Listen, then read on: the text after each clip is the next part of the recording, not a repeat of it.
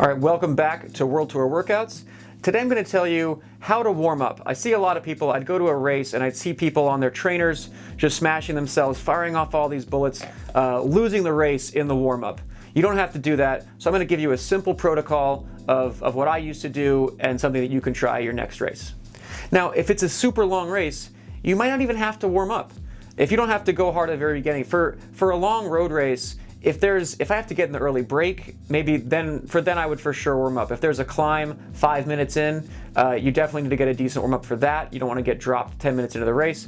But otherwise, if you just ride around a little bit, let the race warm you up, ease into it. A lot of races, the World Tour races would have a 5K neutral, and that's all you would need. We would go directly from the bus to the start line and warm up kind of the first few miles of the race. Now, if what you're doing is more intense, if you're warming up for a crit or a time trial or something more important like a Strava KOM, for that you definitely need a good warm up. So here's the routine.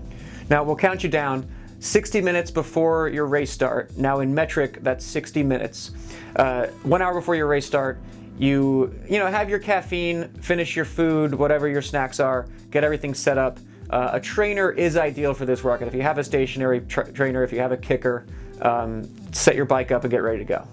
Now, 40 to 45 minutes before the start, you get on your trainer, you get on your kicker, and you just start pedaling. Just move the legs until you see 120 beats a minute. That's all we're talking. Low heart rate, but that's just get it up there to where you're starting a bike ride. And for this, we're only looking at heart rate. I don't look at power at these. Depending on the day, your heart rate will respond differently. So that's the metric to focus on for warm-ups.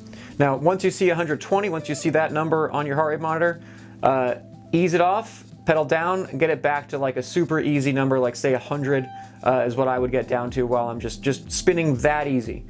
And then once you've got there, once you feel rested again, and this could take 10 minutes to feel rested, this could take 5 minutes, then you kick it up again, this time go to 130. So just like keep riding and just staring at that number until the heart rate goes up to 130, and then shut it down again. Go back to your easy, you're back to your 100 pace, let your heart rate recover, and repeat that. So recover, and then just gradually ramp up the pace until you see it. Now repeat that in 10 beat increments. So get up to 120, then 130, then 140. Once you kind of get to 150, 160, you might want to back it down to 5 beat increments.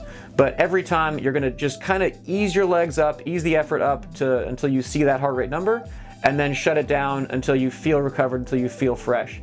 And again, depending on the week, that might take 10 minutes between efforts, it might take 2. Sometimes I'm done with this whole workout routine in 12 minutes, sometimes it takes an hour.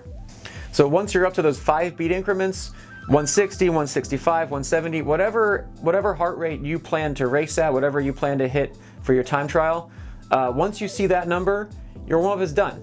You shut it down, keep spinning easy, like don't stop riding for half an hour before the race starts, just keep moving the legs at that easy pace.